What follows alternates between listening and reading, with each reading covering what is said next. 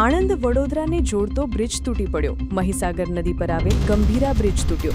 આણંદથી વડોદરાને જોડતો મહત્વનો માર્ગ વડોદરા તરફનો એક સ્લેબ નદીમાં પડ્યો. સ્લેબ તૂટી પડતા કેટલાક સાધનો પણ નદીમાં ખાબક્યા. જર્જરિત હાલતમાં હોવાના કારણે બની ઘટના. તંત્રની બેદરકારીના કારણે હજારો લોકોના જીવ સામે હતો ખતરો.